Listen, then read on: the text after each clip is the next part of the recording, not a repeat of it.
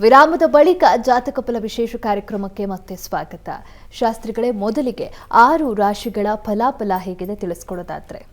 12 ರಾಶಿಗಳ ಫಲಾಫಲ ತಿಳಿಯುವ ಮುನ್ನ ಈ ಹೊತ್ತಿನ ಗ್ರಹ ಸ್ಥಿತಿಯನ್ನು ಒಂದ್ಸಲ ಗಮನಿಸ್ಕೊಳ್ಳೋದಾದರೆ, ಮೇಷರಾಶಿಯಲ್ಲಿ ಶುಕ್ರ ಹಾಗೂ ಬುಧ ಶುಕ್ರರು ಒಟ್ಟಾಗಿದ್ದಾರೆ ಮೇಷರಾಶಿಯಲ್ಲಿ. ಇನ್ನು ವೃಷಭ ರಾಶಿಯಲ್ಲಿ ರವಿ, ಗುರು ಹಾಗೂ ಮಾಂದ್ಯ ಉದಯಾಗಿದೆ ಈ ದಿವಸ.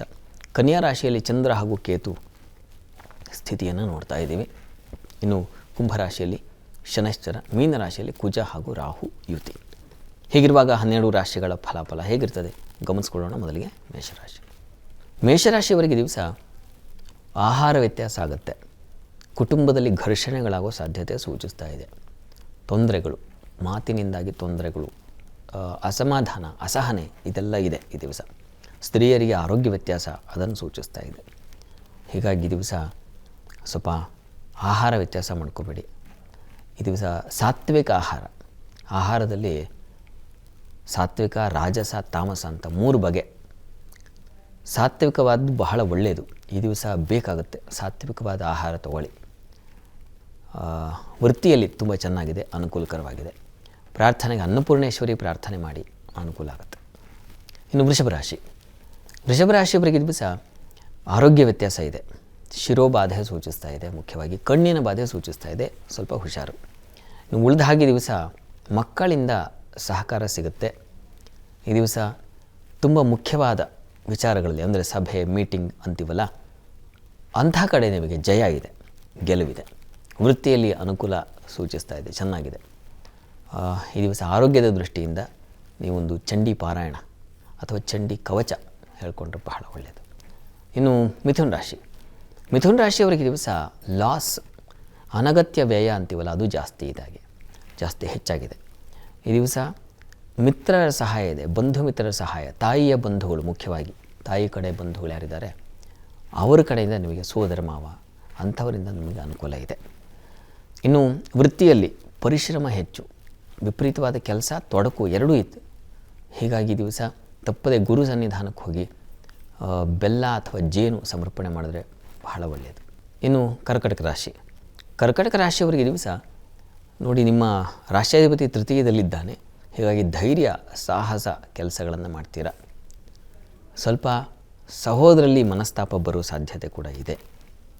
ಜೊತೆಗೆ ಲಾಭ ಇದೆ, 3-4 ಬಗೆಯಲ್ಲಿ ದಿವಸ ಲಾಭ ಗಳಿಸ್ತೀರಾ, ಚೆನ್ನಾಗಿರ್ತದೆ. ಕಾರ್ಯ ಚಟುವಟಿಕೆಯೂ ಚೆನ್ನಾಗಿರ್ತದೆ, ಕಾರ್ಯಕ್ಕೆ ಲಾಭವೂ ಬರುತ್ತೆ. ಮತ್ತು ವಿದೇಶ ವಹಿವಾಟು ತುಂಬ ಚೆನ್ನಾಗಿರ್ತದೆ ಈ ದಿವಸ. ಕೆಲಸಗಳೆಲ್ಲ ಸುಗಮವಾಗುತ್ತೆ, ಸುಲಭವಾಗುತ್ತೆ. ಹೆಚ್ಚಿನ ಅನುಕೂಲ ಇರುವುದರಿಂದ ಆತಂಕ ಬೇಡ. ಪ್ರಾರ್ಥನೆಗೆ ದಿವಸ ವಿಷ್ಣು ಸಹಸ್ರನಾಮ ಹೇಳ್ಕೊಂಡ್ರೆ ತುಂಬ ಒಳ್ಳೆಯದು. ಇನ್ನು ಸಿಂಹರಾಶಿಯವರಿಗೆ ದಿವಸ ವೃತ್ತಿಯಲ್ಲಿ ತೊಡಕಿದೆ, ಅನುಕೂಲವೂ ಇದೆ, ಅನಾನುಕೂಲವೂ ಇದೆ. ಕೆಲಸ ನಿಮಗೆ ಒಂಥರ ಹೊರೆಯೂ ಆಗುತ್ತೆ, ಸ್ವಲ್ಪ ಮನಸ್ಸಿಗೆ ಬೇಸರವಾಗುತ್ತೆ, ಹಾಗಿರ್ತದೆ. ಈ ದಿವಸ ಕುಟುಂಬದಲ್ಲಿ ಸ್ತ್ರೀಯರಿಗೆ ಸ್ವಲ್ಪ ಅಸಮಾಧಾನ ಸೂಚಿಸ್ತಾ ಇದೆ. ಸ್ತ್ರೀಯರ ಮಾತಿಗೆ ಬೆಲೆ ಇಲ್ಲದೆ ಹೋಗ್ಬಿಡುತ್ತೆ. ಆಗ ಎಷ್ಟು ಕೆಲಸ ಮಾಡಿದ್ರು ಇಷ್ಟೇ, ಆ ಥರದ ಒಂದು ನಿರ್ಣಯಕ್ಕೆ ಬಂದುಬಿಡ್ತೀರ. ಆ ಥರ ಒಂದು ಮನಸ್ಸಿಗೆ ನೋವಾಗುತ್ತೆ. ವ್ಯಾಪಾರಿಗಳಿಗೆ ತುಂಬ ಚೆನ್ನಾಗಿದೆ, ವ್ಯಾಪಾರದಲ್ಲಿ ಅನುಕೂಲ ಇದೆ ಈ ದಿವಸ. ಹೀಗಾಗಿ ಈ ದಿವಸ ಪ್ರಾರ್ಥನೆಗೆ ಏನಪ್ಪ ಮಾಡೋದು ಅಂದರೆ, ಪ್ರಾರ್ಥನೆಗೆ ಗಣಪತಿ ಸನ್ನಿಧಾನಕ್ಕೆ ಹೋಗಿ ಮೋದಕ ಸಮರ್ಪಣೆ ಅದನ್ನೇ ಪ್ರಸಾದವಾಗಿ ತೊಗೊಂಡ್ರೆ ಬಹಳ ಒಳ್ಳೆಯದು.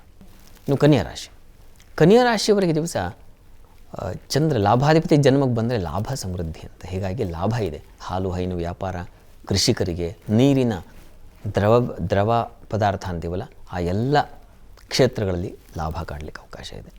ನೋಡಿ, ನಿಮ್ಮ ರಾಶಿಯಿಂದ ಮಾಂದಿ ಭಾಗ್ಯದಲ್ಲಿದೆ. ಹೀಗಾಗಿ ದೈವಾನುಕೂಲ ಇರೋದಿಲ್ಲ. ಜೊತೆಗೆ ಶುಭ ಕಾರ್ಯಗಳಿಗೆ ವಿಘ್ನಗಳು, ತೊಡಕುಗಳು ಬರುತ್ತೆ. ಯಾವುದೋ ಒಂದು ಒಳ್ಳೆಯ ಕೆಲಸ ಮಾಡೋಣ ಅಂತಿದ್ದರೆ ಅದಕ್ಕೆ 108 ವಿಘ್ನ ಬರುತ್ತೆ. ಜೊತೆಗೆ ತಂದೆ ಮಕ್ಕಳಲ್ಲೂ ಅಷ್ಟೇ ಅಸಮಾಧಾನ, ಮನಸ್ತಾಪ, ಇನ್ಯಾವುದೋ ಒಂದು ಜಗಳ, ಕಲಹ, ಈ ಥರ ವಾತಾವರಣ. ಇದೆಲ್ಲದರ ನಿವಾರಣೆಗೆ ಈ ದಿವಸ ನೀವು ಶನಿವಾರವಾಗಿದೆ, ಸಾಧ್ಯವಾದರೆ ಶನೈಶ್ಚರ ಮಂದಿರಕ್ಕೆ ಹೋಗಿ ಒಂದು ಪ್ರಾರ್ಥನೆ ಮಾಡಿ, ಅನುಕೂಲ ಆಗುತ್ತೆ. ಇನ್ನುಳಿದ 6 ರಾಶಿಗಳ ಫಲಾಫಲಗಳನ್ನು ತಿಳಿಸ್ಕೊಡಿ ಶಾಸ್ತ್ರಿಗಳೇ. ಅದಕ್ಕೂ ಮುಂಚೆ ಮತ್ತೊಂದು ವಿರಾಮ ತಗೊಂಡು ಬರೋಣ. ಜಾತಕ ಫಲ ವಿಶೇಷ ಕಾರ್ಯಕ್ರಮ ಮುಂದುವರಿಯುತ್ತೆ ಮತ್ತೊಂದು ಪುಟ್ಟ ವಿರಾಮದ ಬಳಿಕ.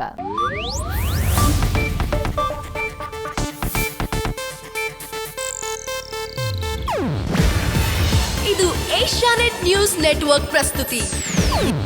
ನೀವು ನೋಡ್ತಿದ್ದೀರಾ ಏಷ್ಯಾನೆಟ್ ಸುವರ್ಣ ನ್ಯೂಸ್.